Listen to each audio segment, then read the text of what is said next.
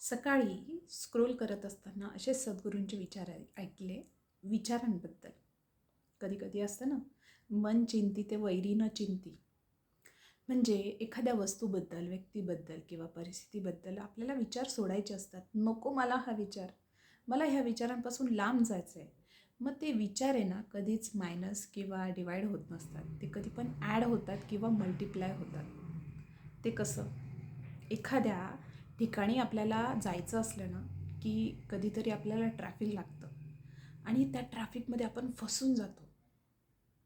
कसं तरी त्या ट्रॅफिकमधून ज्यावेळेस आपण बाहेर पडतो, एअरपोर्टवर जातो आणि एअरपोर्टवरून टेक ऑफ करून ज्यावेळेस फ्लाईटमध्ये बसतो ना, त्यावेळेस वरतून पाहताना असं वाटतं, काय ट्रॅफिक होती ती, पण वरतून किती छान दिसतंय ना.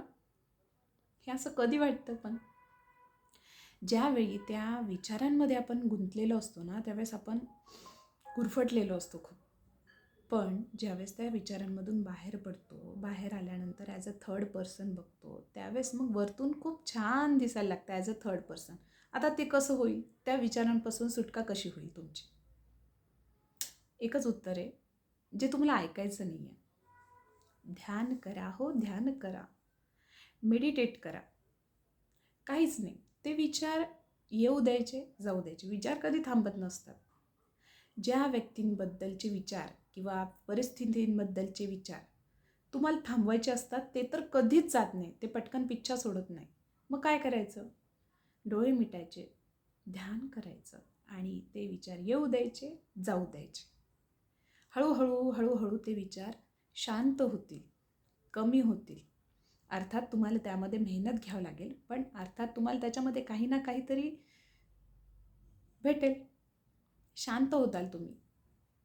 मग बघा करून कसं वाटतं ते.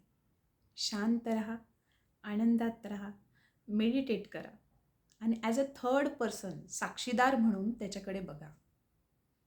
मग कसं वाटतं? एकदम छान. वरतून छान दिसते ना सगळी दुनिया. त्यामध्ये गुंतलेलं असताना असं वाटतं आपल्याला, कधी एकदाच ह्याच्यातून बाहेर पडतो. मग ह्याच्यातून बाहेर पडा लवकरात लवकर. चला.